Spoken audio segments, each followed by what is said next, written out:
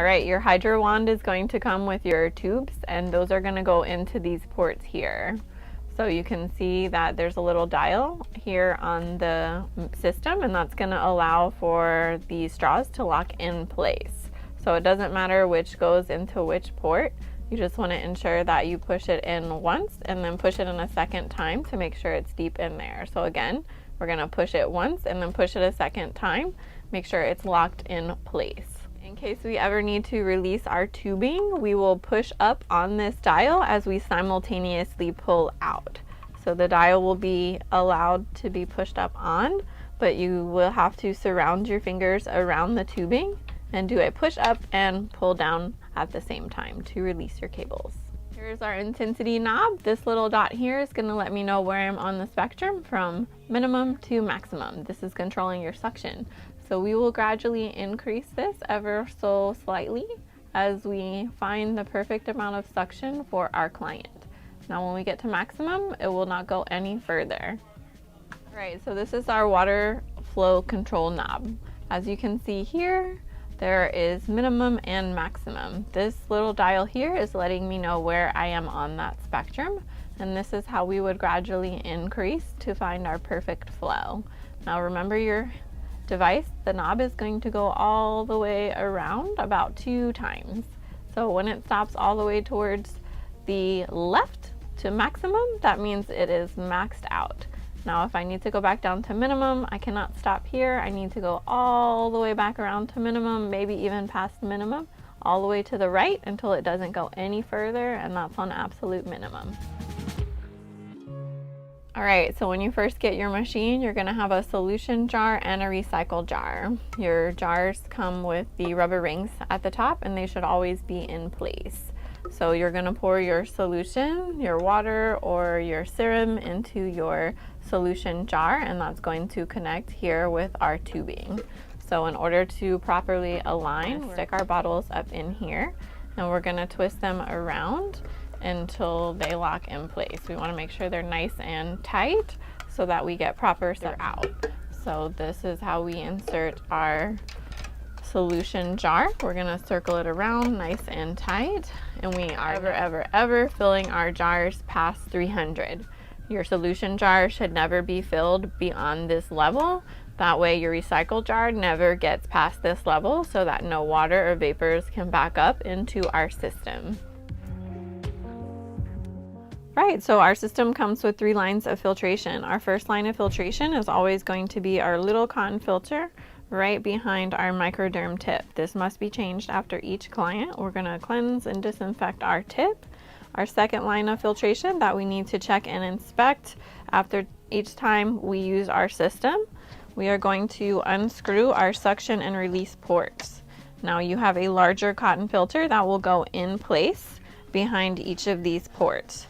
This needs to be inspected between each client. If we see that any dirt or debris has collected here, we will need to take this out and throw it away. It might not be after each client. It might not be till the end of the day or the end of the week. It all depends on how often you are using your system. Now our suction port is going to connect to our microderm, and our release port is going to connect to release oxygen from our system. Just always ensure that your rubber ring is here in place, and make sure that your hoses are connected and your ports are nice and tight. Our third line of filtration is sitting here nice and external for us to see any dirt or debris that can collect through the air supply. Here we can just pull this right out. We want to ensure that our rubber rings are here at the top and bottom, as well as here internally.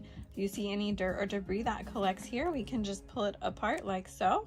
This little white filter here may accumulate dirt or debris. We can rinse that out with some distilled water or a little air gun. Once it is all the way dry, we're going to do a push down and twisting motion. That's going to allow the rings to remain in place, and we want to ensure that this is pushed deep inside of our machine and is nice and flush against the system. This is going to allow for proper suction and filtration throughout our system while it is in use. This is our oxygen gun or spray here on our device. And here we can pop this little cap off and put some of our solution or water and pop that right on there. Now the back of your gun, if you adjust your settings like so, you will lock up your gun. This does not allow me to pull back on my trigger, so I cannot release my syringe. So you want to ensure that the back of your gun is not adjusted. Your system already comes calibrated. If you adjust your settings, you can simply unscrew it to now be able to pull back on our trigger. Now on our system here, when we hit play on our device, it will automatically push out some oxygen. You can see there.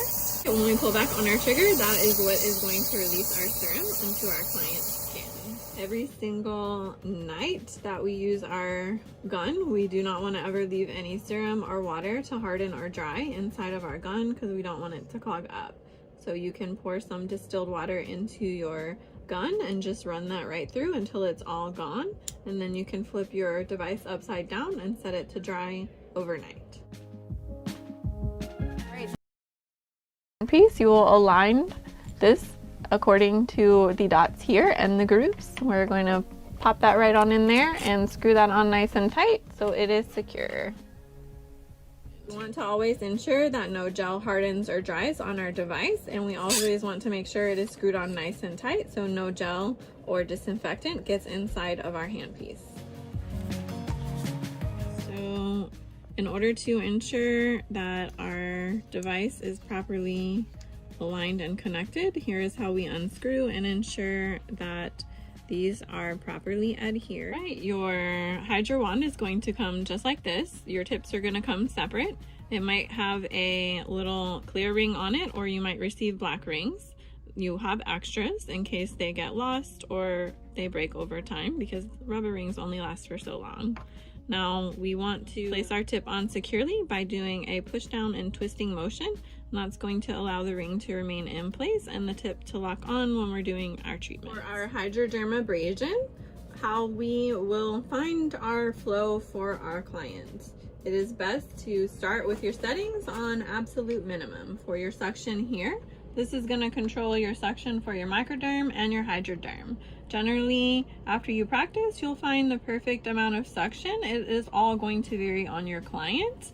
Whether you're performing extractions on the client's face or the back, your client may be able to handle more or less suction. And then here on the other side is where we incorporate our water. So we can have a light flow of water, or we can have a higher flow of water. It all depends on what our client's needs, wants, issues, and concerns are, and their ability to handle suction. Now we're not going to have a waterfall going all over our client's face. So this is how we will practice on our arm to learn how to get acclimated to our system. We're going to go ahead and select our hydrodermabrasion. We have our solution in our jar. We're only practicing right now with distilled water because we don't want to waste our solution as we get familiar with our machine. So here on our system, we can hit play with all of our intensities here at minimal level. So you can see here, there's not any serum coming, and it's a very, very, very light suction.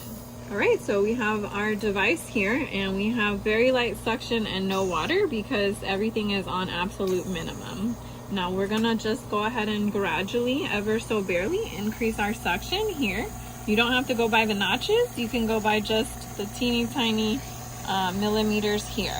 Now you can see I increased it ever so slightly, but you can see there's a good amount of suction there. So if I feel like that's a great suction level, then I'm gonna go ahead and start to increase my water flow. Remember, it's on absolute minimum, so I can increase that a little bit more, and then I can go ahead, and once I have the pressure and I start gliding, you can see the water is starting to now come through the tubing.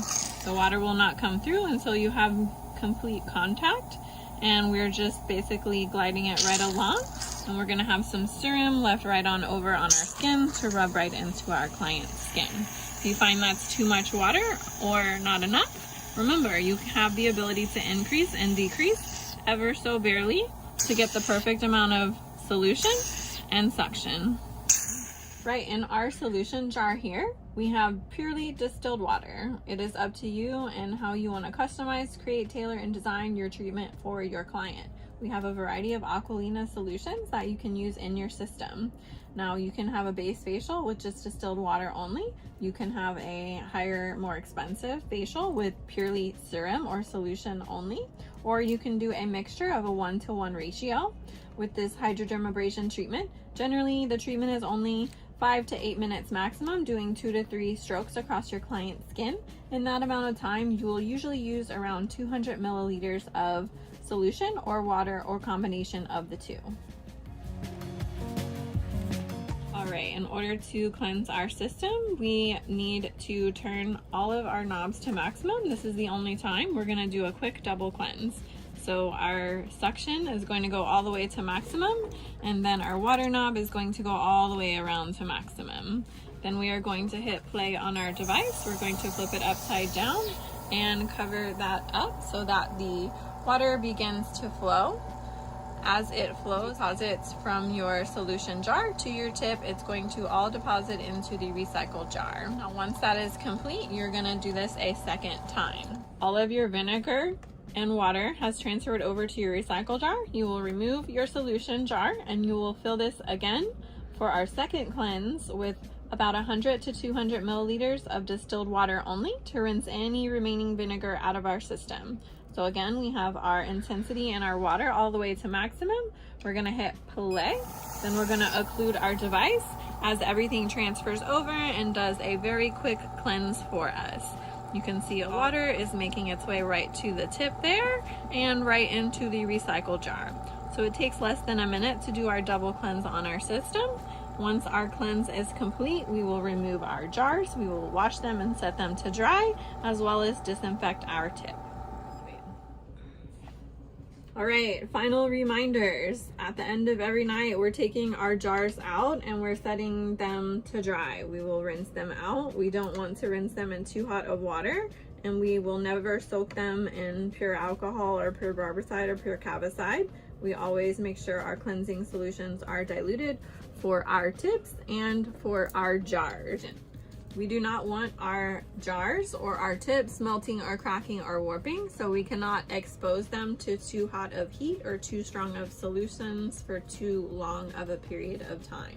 We will never, ever, ever use any chemicals on our screen here, just a damp towel for disinfecting, as this is a computer screen and no chemicals should seep inside of it.